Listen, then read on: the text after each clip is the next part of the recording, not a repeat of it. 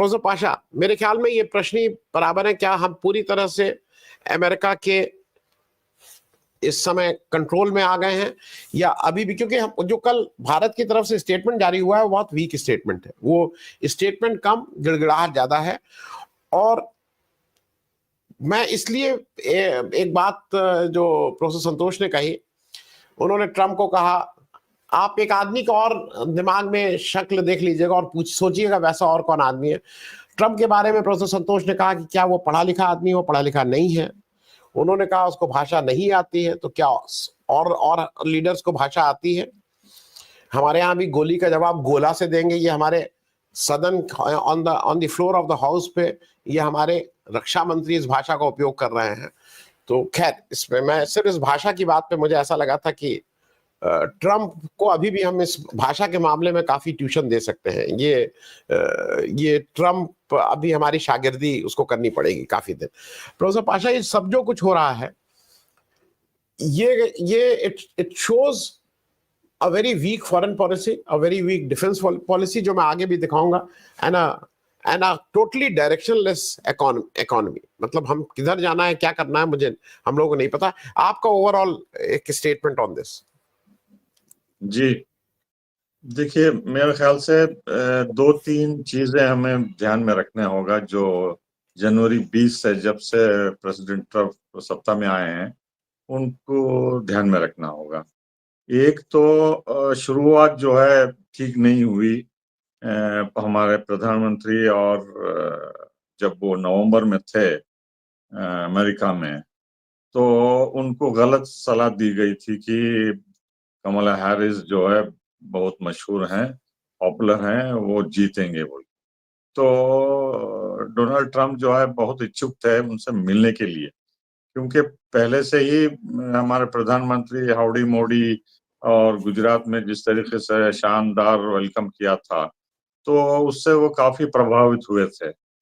तो उनको काफी नाराजगी हुई कि ये हमारा दोस्त जो है ये क्यों मिलने नहीं आया, जबकि पूरी दुनिया वाले, अभी मैं प्रेसिडेंट भी नहीं बना हूँ, इलेक्शन हो रहा है, तो मेरे से मिलने आए और मेरी तारीफ करने लगे। और ये साइको फैंसी बोलते हैं इंग्लिश में, कि जो भी तारीफ करते हैं ये इतनी ज्यादा एक्सपेक्ट करते हैं डोनाल्ड ट्रम्प।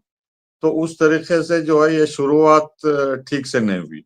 दूसरी बात यह है कि हालांकि ये मैं प्रोफेसर संतोष मेहरोत्रा से एग्री करता हूँ कि ये इतने पढ़े लिखे नहीं हैं जितने संतोष साहब हैं या दूसरे प्रेसिडेंट्स रहे हैं, लेकिन उनके पीछे जो एडवाइजर्स हैं वो जो है इन डोनाल्ड ट्रम्प को समझा दिए हैं कि ये एक वाहिद आंसर अमेरिका की इकोनॉमिक डिक्लाइन के लिए है टैरिफ, क्योंकि पूरी दुनिया at the cost of America फायदा उठा रहे हैं और हम जो है अपना खर्च बढ़ा रहे हैं और एक तरीके से दुनिया को सब्सिडाइज कर रहे हैं बोल के।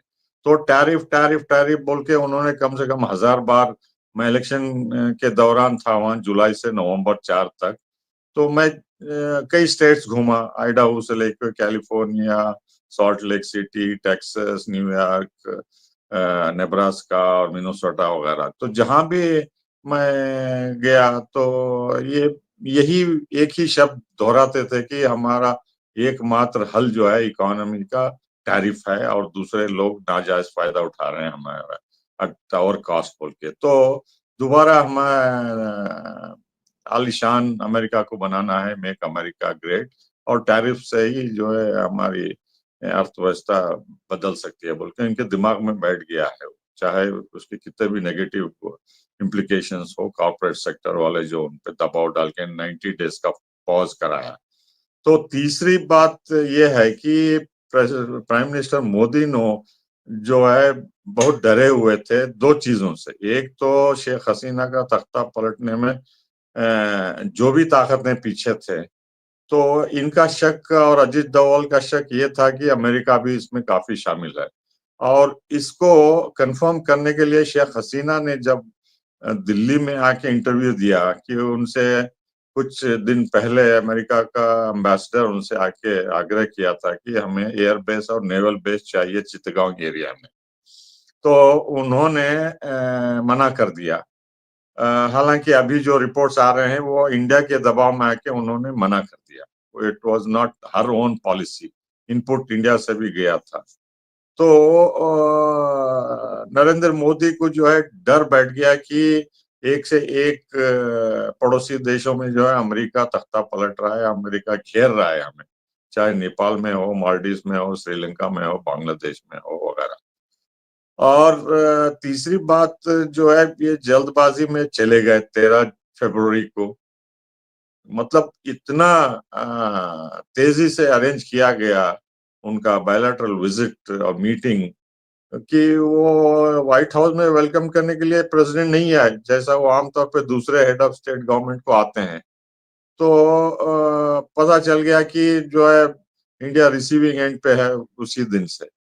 और जिस तरीके से इलॉन मस्क के साथ मिले पूरे ऑफिशियल डेलीगेशन के साथ और उनके बच्चों के साथ और नानियों के साथ, और जो भी एग्रीमेंट वहां से उभर के निकला, चाहे वो अमेरिका का घास हो या बतख के अंडे हो या गोश्त हो या दूसरे सेक्टर में जो नरेंद्र मोदी मान लिए कि इंपोर्ट करेगा इंडिया, और ब्लैंकेट चेक भी दिए होंगे कि हम लचकदार रवैया अडॉप्ट करेंगे टैरिफ के मामले में बोल।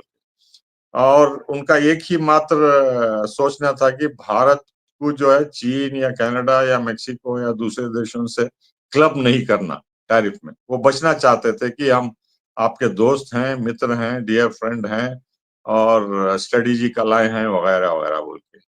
तो ट्रम्प समझा कि ये जो है दोस्ती ऊपर पड़ के गले मिल रहे हैं और ये मजबूर हैं, ये कम ये वीक विकेट पे हैं बोल के। और उसके सबसे बड़ा कारण यह है अदानी का जो करप्शन केस में केस चल रहा है, और जिस तरीके से उनको समन्स दिए गए थे वगैरह वगैरह। तो नरेंद्र मोदी डर गए कि अब ये मामला पूरा गड़बड़ हो जाएगा और भाजपा को इलेक्शंस में पैसे लेने के लिए या जो भी सपोर्ट अदानी से लेने के लिए आगे पेचीदा हो जाएगा पूरा मसला।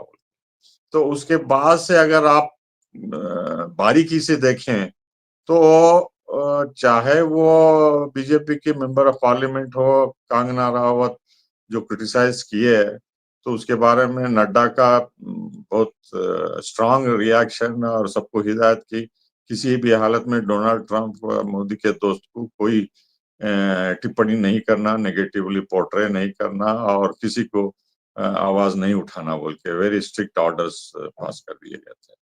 तो ये सिलसिला चला आता रहा है। जब हथकड़ी दल के भारतीयों को बेहुदा तरीके से भेजे 40 घंटे की फ्लाइट में, न खाना ना पीना ना टॉयलेट यूज करने की फैसिलिटी, और बहुत ही जालिमाना ट्रीटमेंट देके भारत को इंसल्ट किए। और हमारे विदेश मंत्री पार्लियामेंट में बोलते हैं कि ये अमेरिका के लॉ कानून के तहत वो कर रहे हैं और हम मानेंगे उसको, हम कुछ नहीं कर सकते।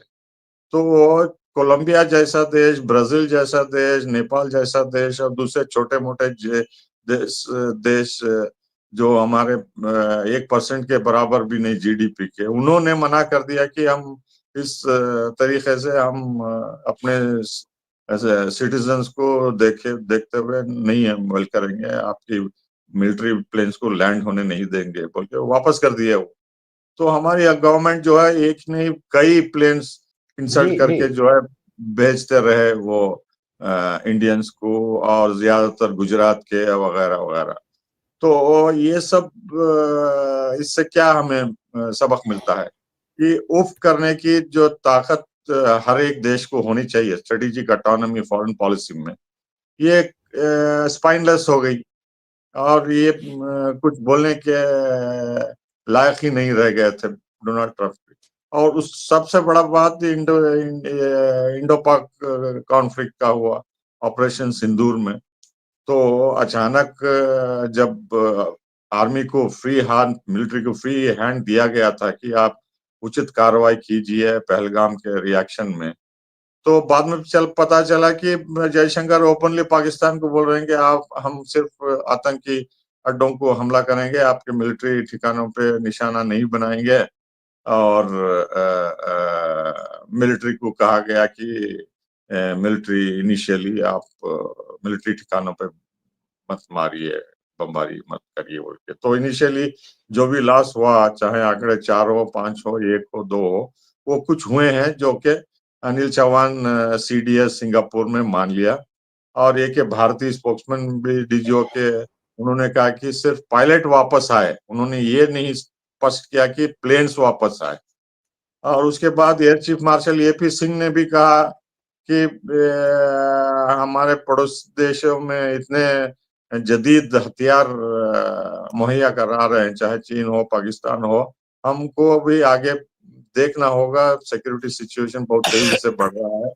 और कड़ी निंदा की कि इस गवर्नमेंट जो है सिर्फ एग्रीमेंट साइन करती है और डिलीवरी कभी होती नहीं है, और डीलर पे कुछ नहीं, सिविलियन गवर्नमेंट नजरसानी करते बोल के। ये 3 लीडर जो है सिविल मिलिट्री रिलेशंस के बारे में ये गवर्नमेंट को एक्सपोज कर दिया पब्लिकली।